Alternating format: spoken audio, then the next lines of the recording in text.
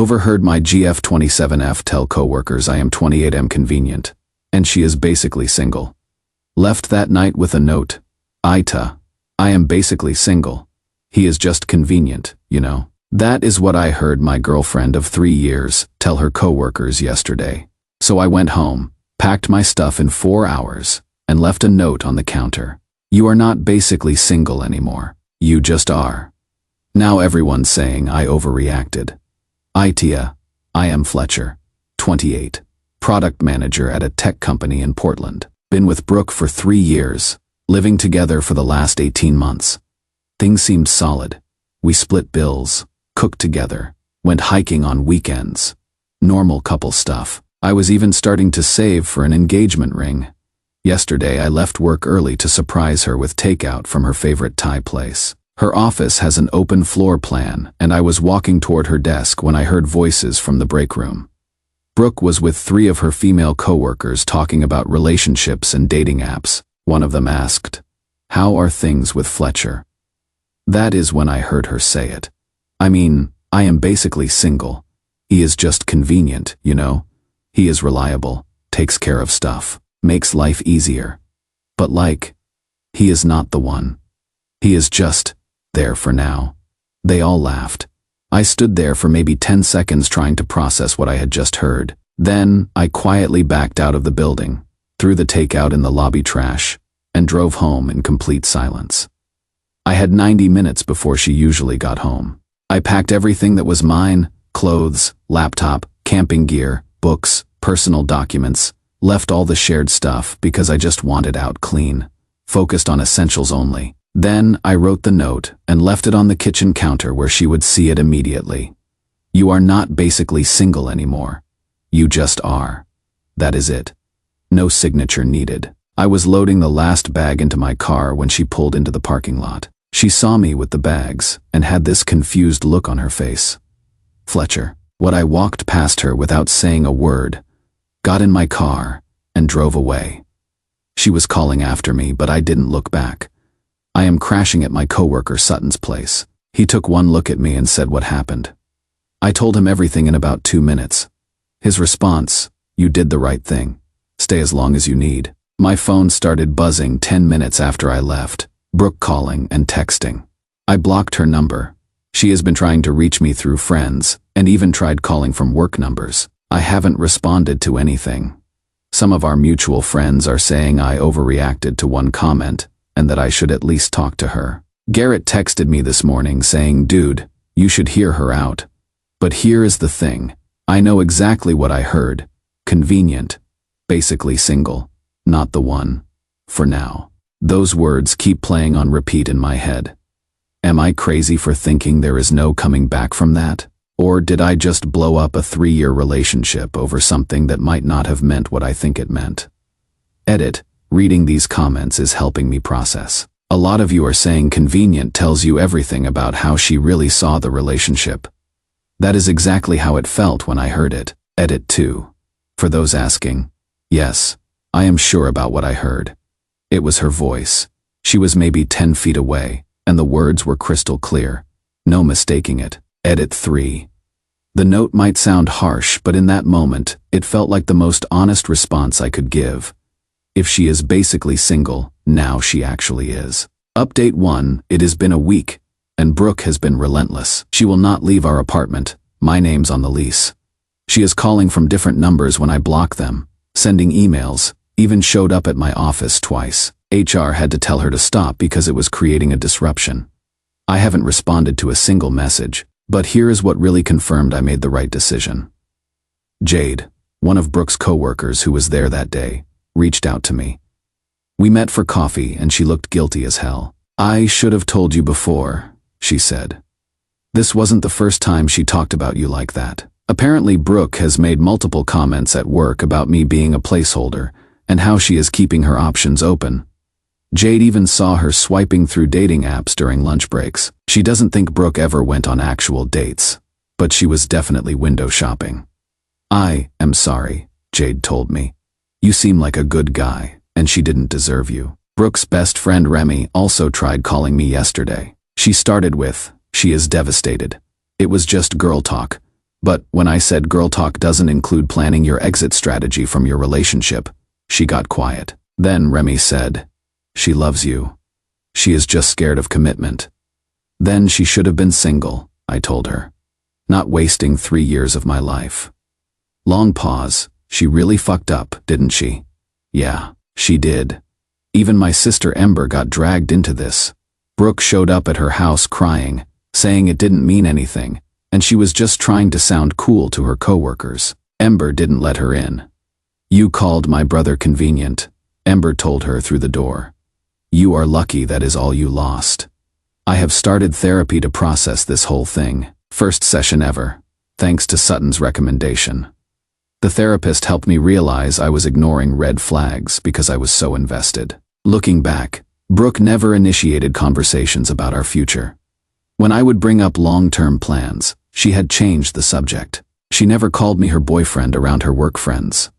I see why now. I am breaking the lease and paying the penalty.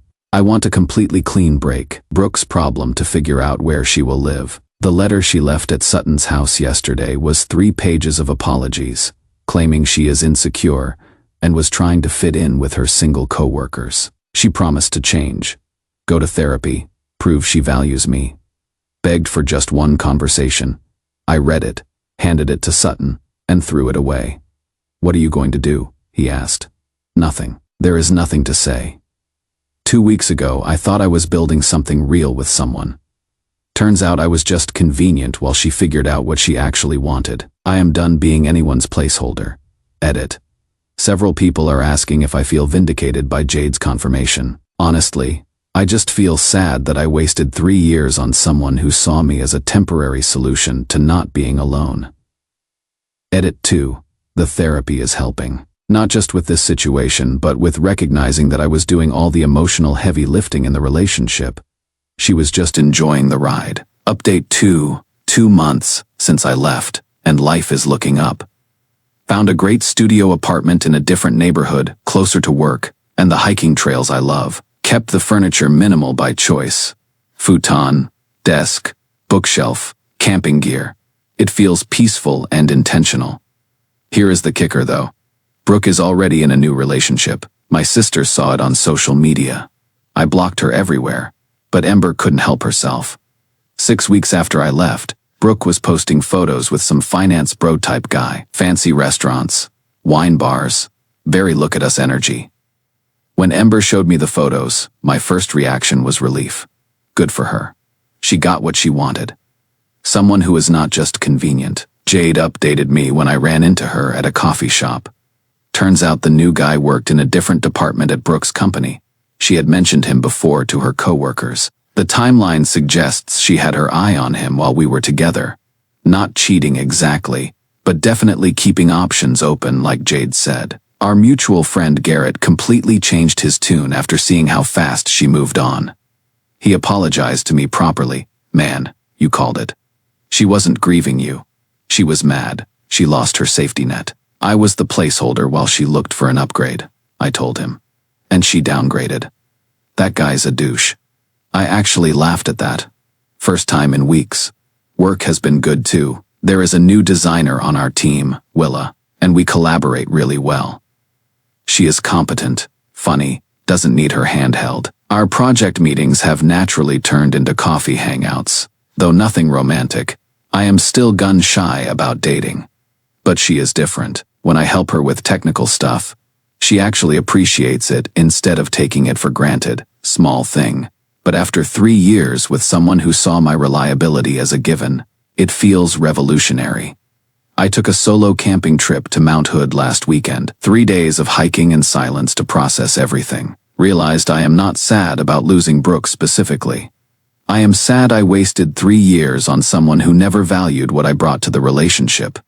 But I am also grateful. Better to find out after 3 years than after marriage and kids. Sutton has become a real friend through all this. Over beers after my camping trip, he said, "My divorce took 2 years, cost me 50 grand, and I cried every day for 6 months.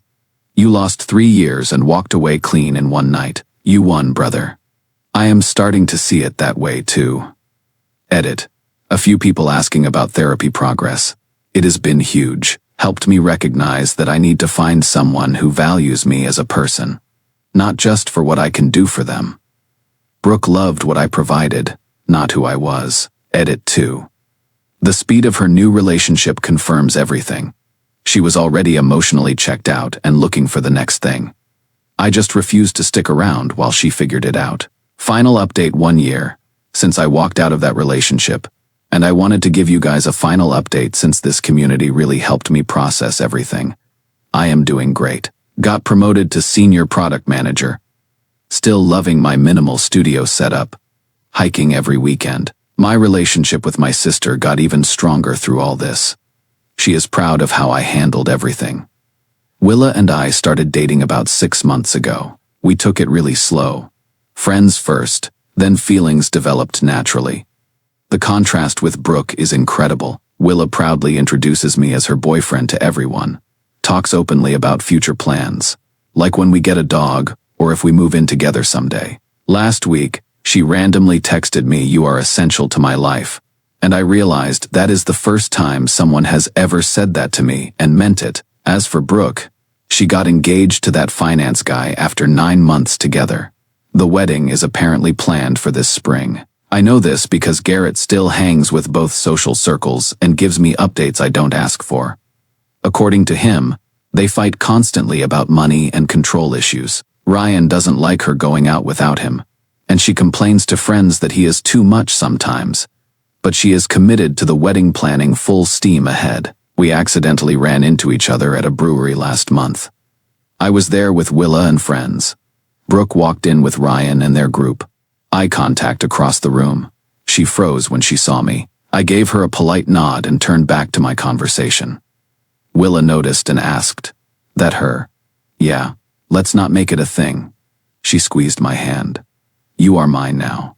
She is history." Brooke looked tense the whole time they were there.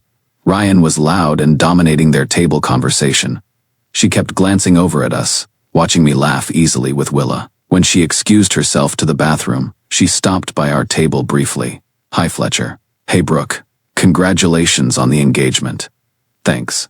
You look good." "I am good. Take care." I turned back to my friends. That was it. No drama, no lingering looks. She walked away, and I felt nothing, which is exactly right. Brooke's old friend Remy sent me a message a few weeks ago. "I don't know if you care, but Brooke still cries about you. She tells Ryan he is not you. They fight about it. She realized too late that you were the one. Not convenient." I responded politely that I had moved on completely and hoped she found happiness with Ryan. Didn't even mention it to Willa. Not worth bringing up ancient history. Willa and I are talking about moving in together soon. When I mentioned my hesitation given what happened last time, she said, "Last time you lived with someone who saw you as convenient.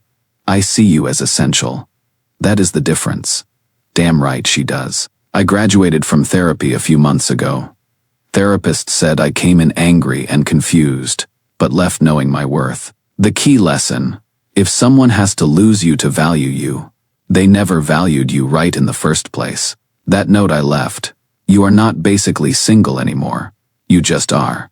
Still makes me smile. Willa thinks it is the coldest, most perfect response she has ever heard. I told her I am not usually that blunt, and she said good. Save that energy for people who disrespect you, which I never will. To anyone in a similar situation, wondering if they should stay after hearing something like that, leave. Don't wait for them to realize your worth. Find someone who sees it from day one. The right person will not make you feel convenient. They will make you feel essential. Edit.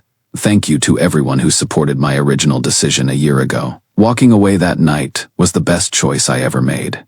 Walking the record, Brooke's engagement is apparently rocky. Wedding planning has been stressful, and they are already. Sometimes, karma is just watching someone realize they traded down. Edit 3. Willa is everything Brooke wasn't: direct, appreciative, present. When someone values you properly, you understand how wrong the previous situation was. I am grateful every day. I didn't settle for convenient. P.S. Heard through the grapevine that Brooke's marriage lasted 8 months before ending in divorce. She tried contacting me through LinkedIn afterward, but I didn't respond. Meanwhile, Willa and I got engaged last month during a camping trip. Sutton is my best man. Life has a funny way of working out when you know your worth.